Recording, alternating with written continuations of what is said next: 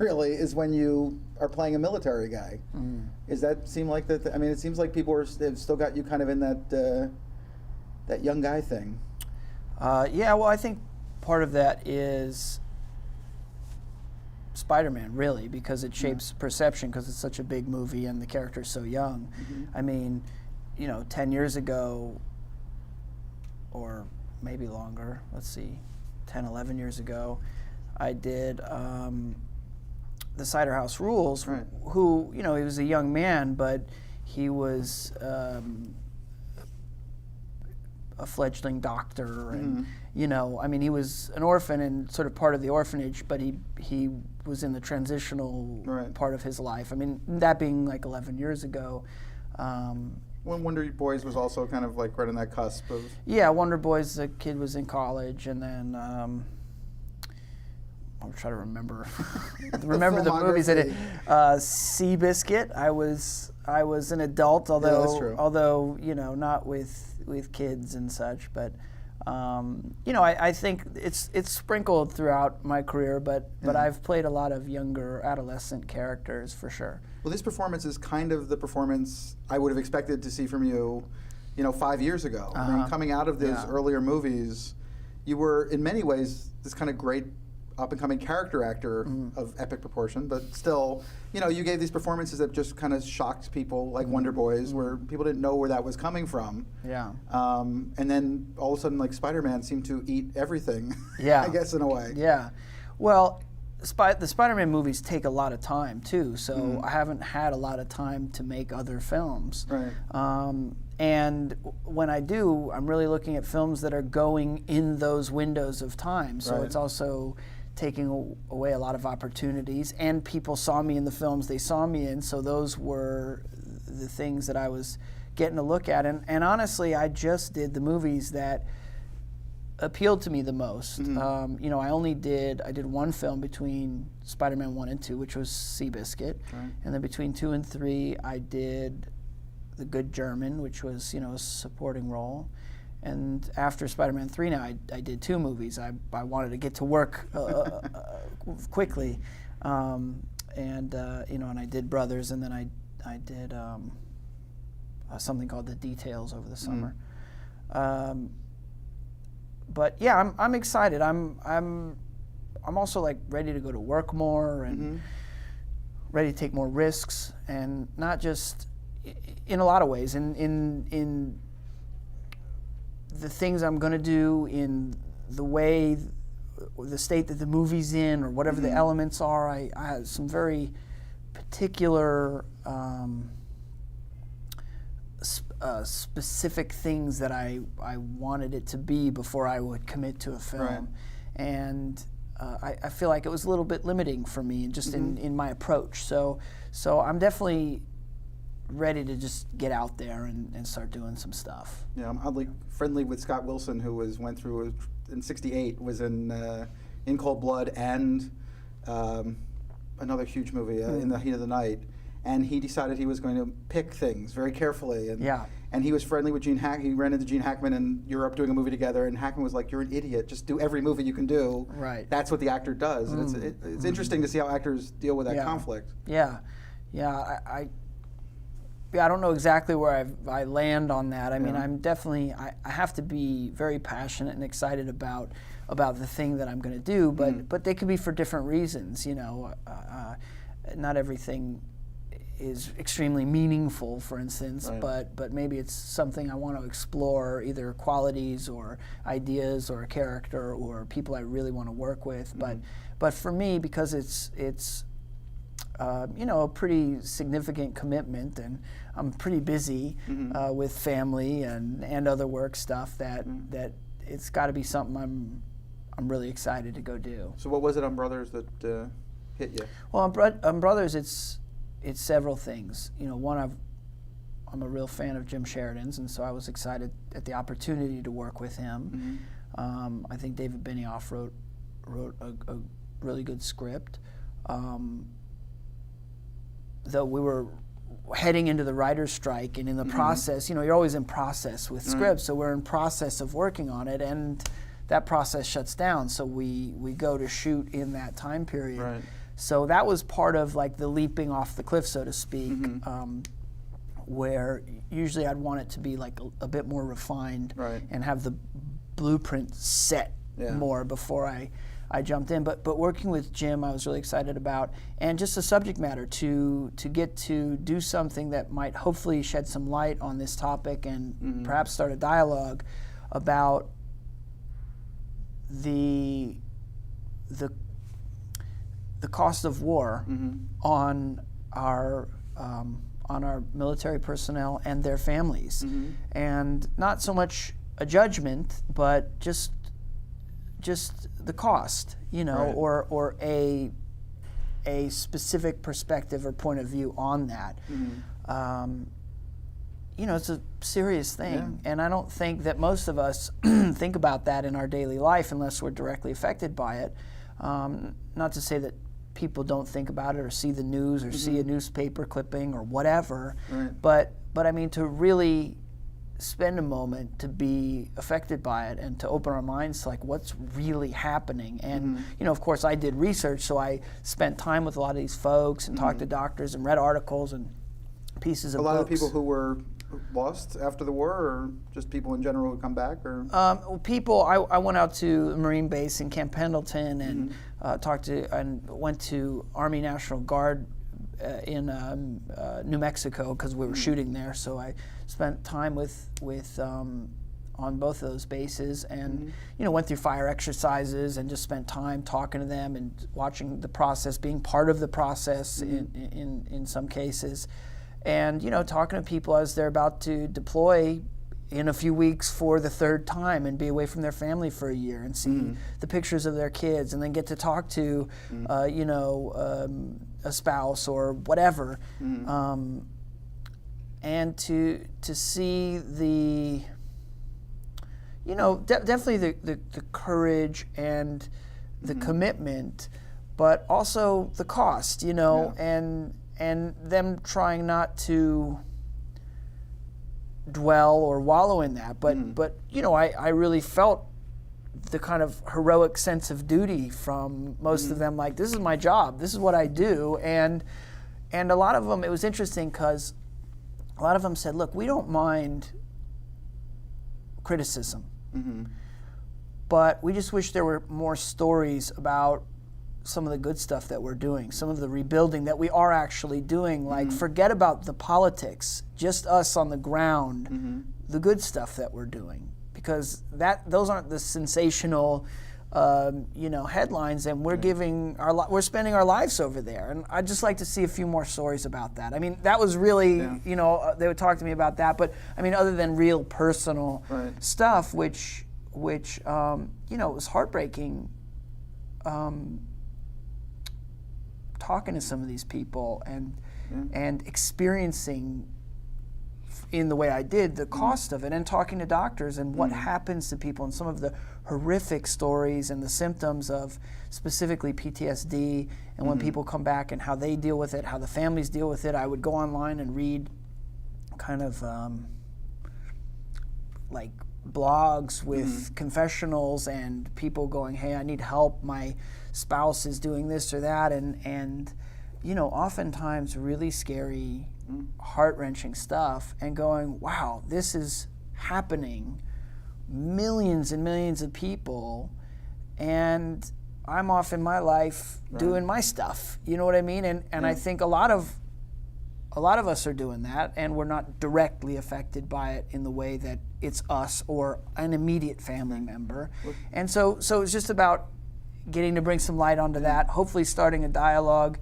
And to me, the thing is the dialogue is extremely important. Just awareness, just, hey, let's take a look at this. Let's maybe pay attention a little bit. Let's maybe reach out our hand, you know, and go, hey, how you doing? And by the way, a lot of these folks who are affected by traumas, they're not going to want to talk about it.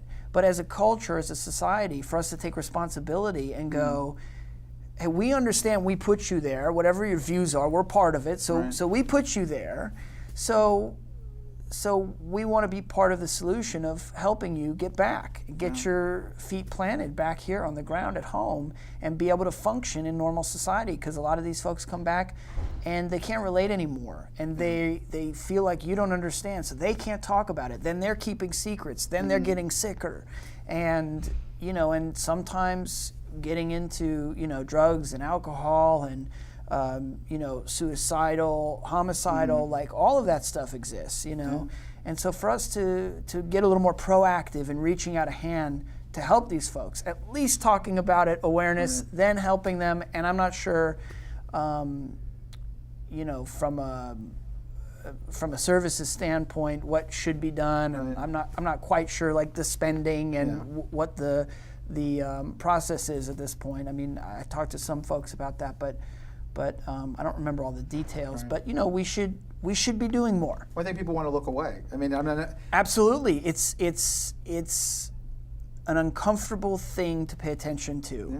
It's an ugly thing because we're responsible personally, each and every one of us. And by looking away, we're responsible for that choice.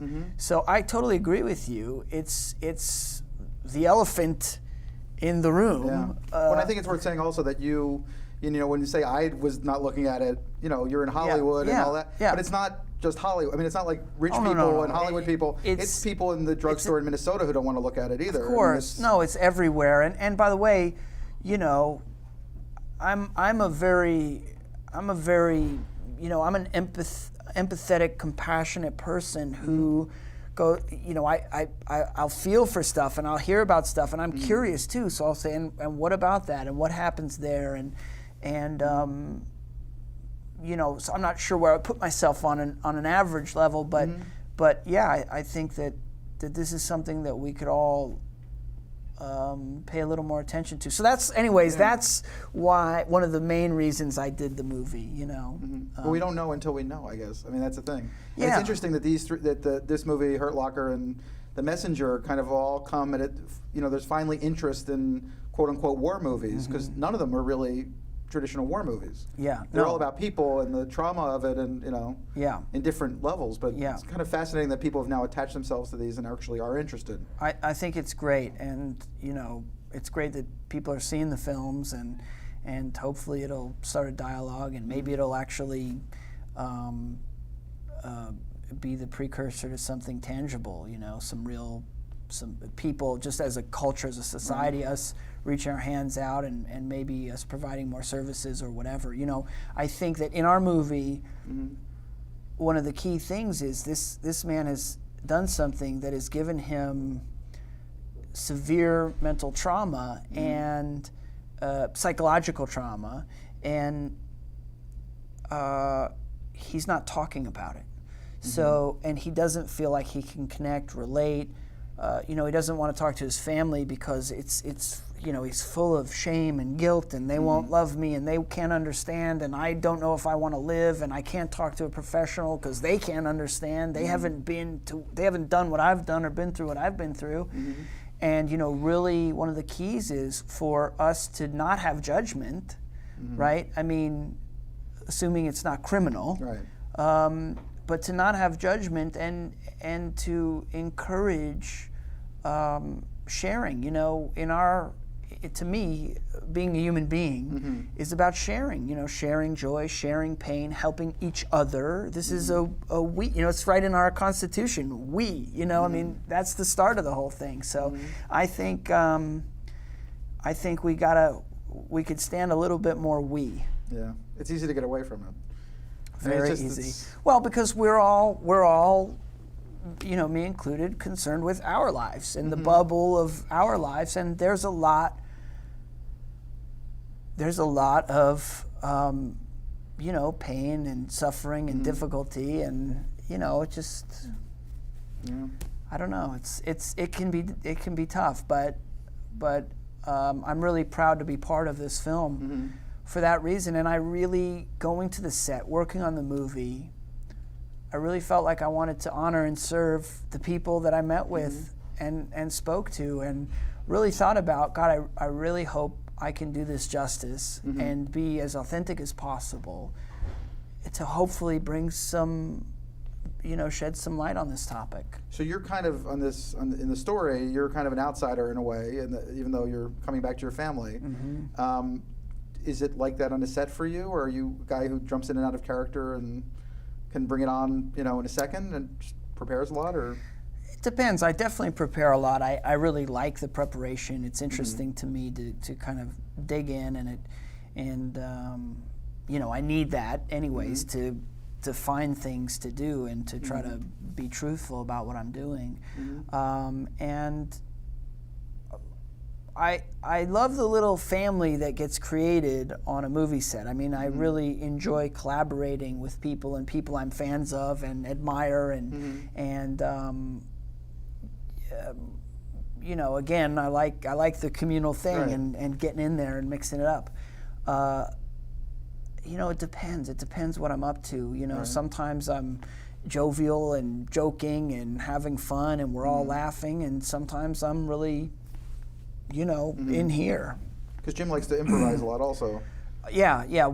Well, and improvise, and not just like, making up dialogue, but like emotionally improvise, exploring rather, like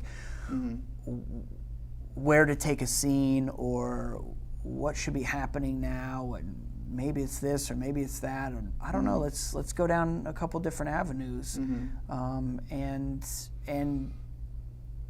it was very interesting, and really, there's a certain amount of faith, not just faith in Jim as a filmmaker, because I had that going into it, but you had to have a certain kind of calm in making this movie, because a lot of times we would go and really not quite know what we were doing, except we had the experience of our research and what we shot prior, and we knew where the story was going.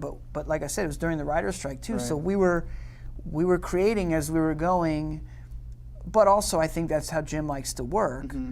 So often his best stuff comes out of those. Yeah, sequences. absolutely. So we were up to that, and there would be scenes where, I felt like sometimes I was in a dark tunnel looking for the light, but I wasn't scared about that. It was interesting, and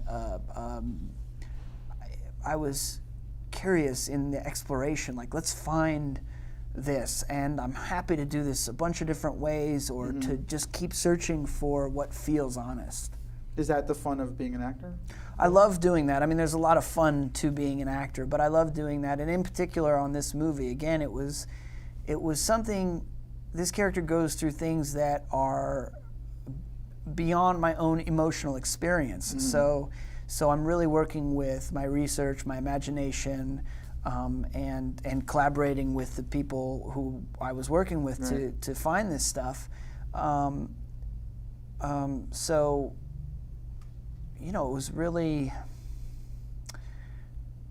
it was challenging and exciting, and a little bit of like, okay, I'm going to reach for this. I'm not. I'm going to give everything I have here. Well, it's dangerous because it could go. I mean, it's a character that could go over the top. Yeah, pretty easily. Well, definitely. But here's the interesting thing too, because the stuff that I actually read and talked to doctors, it's like there are places where I was restraining it for like performance purposes, because I read things, people carrying they're armed on the streets, walking around not sure what's going on. They're waking up, having trouble sleeping, waking up from nightmares, hearing sounds and flashing back and getting in defensive postures or even being aggressive, crawling through the mud on their body like they're in wartime when they're at home, and the birds are chirping and their family's in the house, and they're totally like, had a total psychotic break and don't know which ends up or down. Extreme paranoia, extreme mood shifts. As I was saying, lots of drug and alcohol use, and suicidal, homicidal, tempting fate. All this stuff, and really severe stuff. So in real life, of course, as it goes, it was really, you know, it was just intense, humbling, scary, heartbreaking, the things that I read about and talked to people about.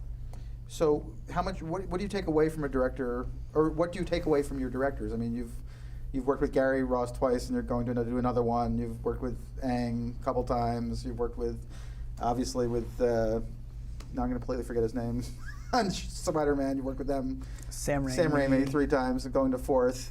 I mean, is it a place? Do you find directors who are a place that you feel safe and happy and are doing the kind of work you want to do, or do you take away things from somebody like Gilliam, where you did really a cameo, but you know, are working with a very intense, unique director, and can take something away from that?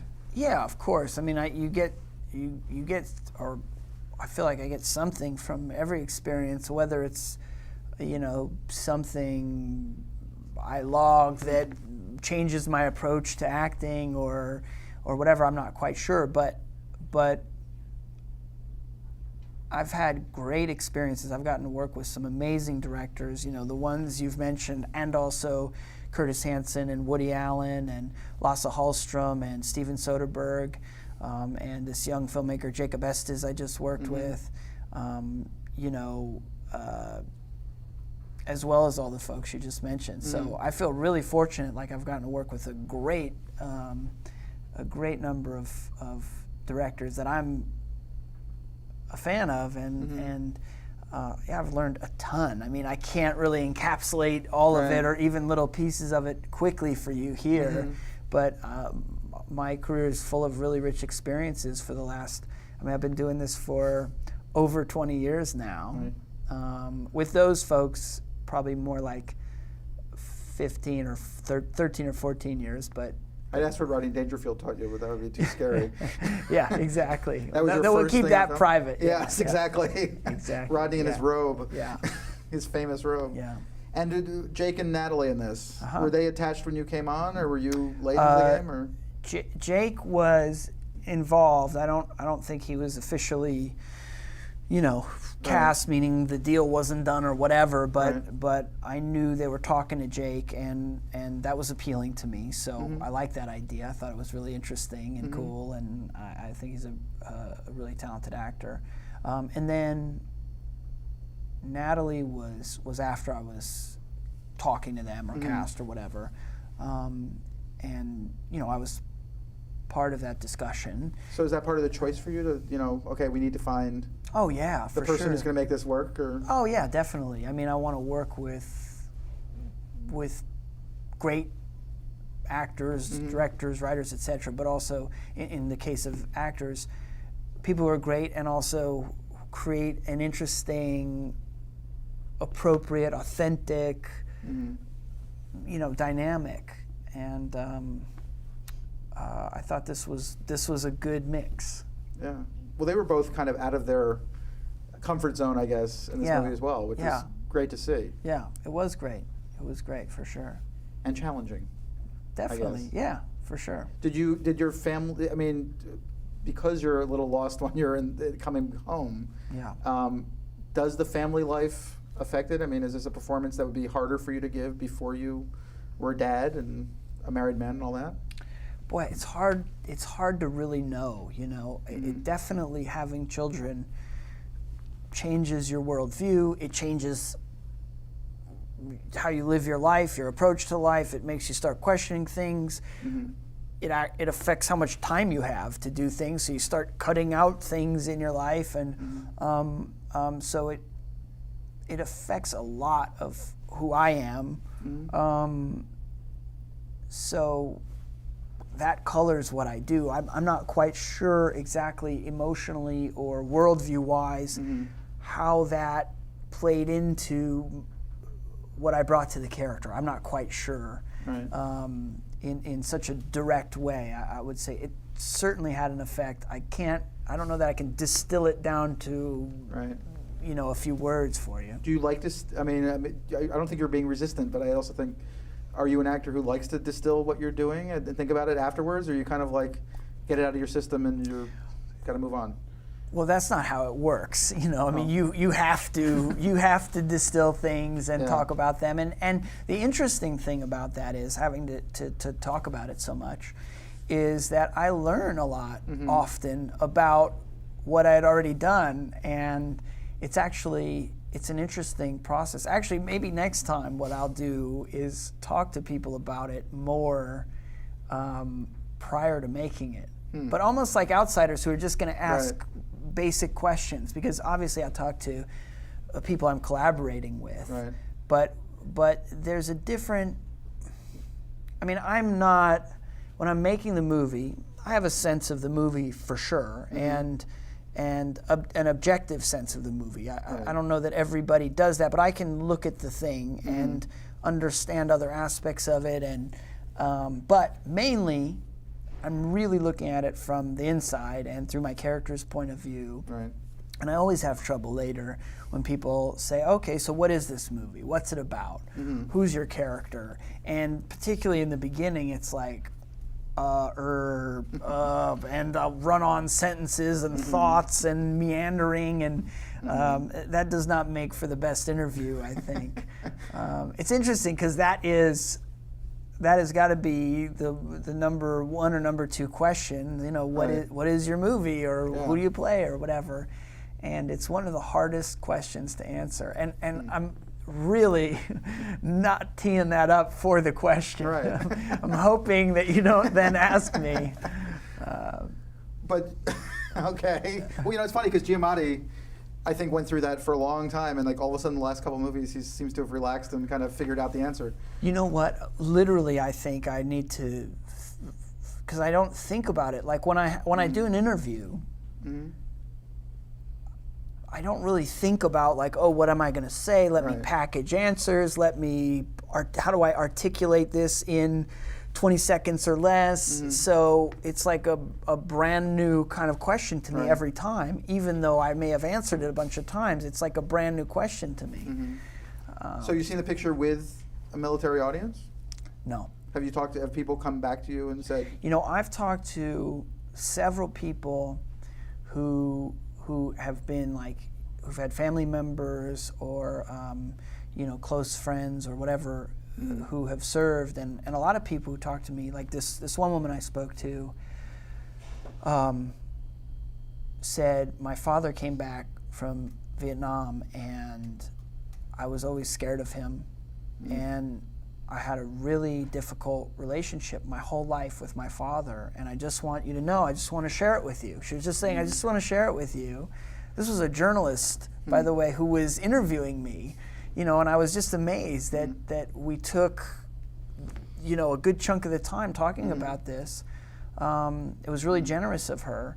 She said, I just want to share with you that seeing this movie gave me real perspective on my childhood and made me understand what my father was going through and helped sort of untie some of the knots for me and help me heal.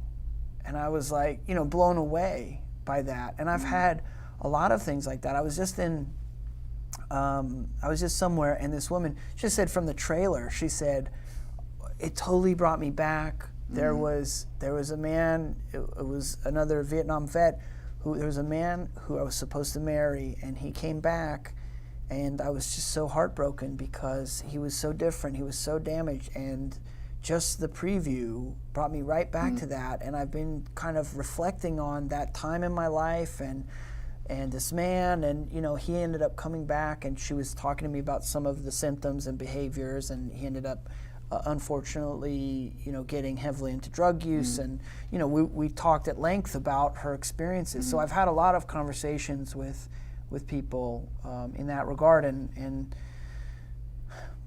they're not always pleasant conversations, but they're really satisfying to me that I got to be a part of something that is inspiring those kind of conversations and thoughts. And is that where you take your? At what point do you take your pleasure? When is your out on a movie? Is it the work and you've done the work and now you're on to the the movie comes out and does whatever it does and you do all this stuff, but it's all of it. Happy? It's all of it, right? So I love going into it. I get tons of joy through the process, through researching it, collaborating, understanding the set, how everybody works, how the actors work, the crew, the director, kind of helping be a part of and put that puzzle together, doing all of the research, asking all of the questions, getting a vision, you know, fairly unified, or at least all of us working sort of under one roof.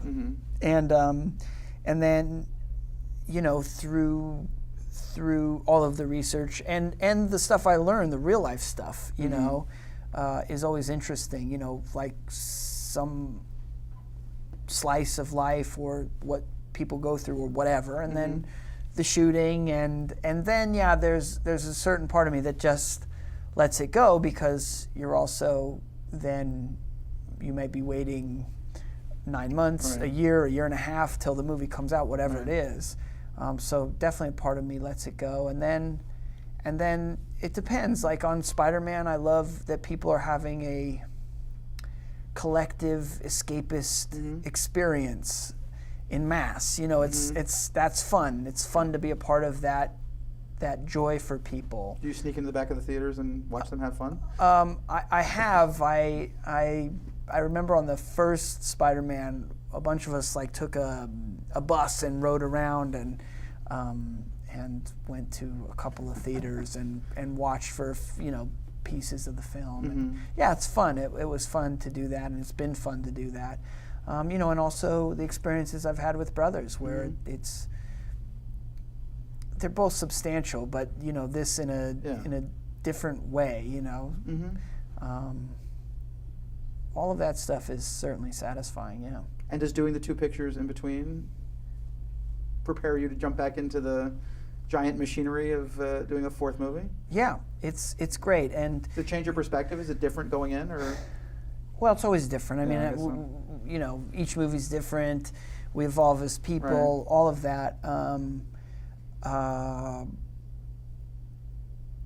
the same time, there are certain dynamics and relationships that have continuity. You know, Sam and myself, Sam Raimi, the director, and we have a certain banter or dynamic that's fun and funny, and I love collaborating with him. So there's some familiarity that I really love, and also I like the new, and okay, how do we press this? How do we make it more exciting, more fun? How do we evolve the character and make it a rich story? And how do I make it interesting for myself to go do something else, you know? So yeah, I appreciate that too. I have fun with those movies. I really do, you know?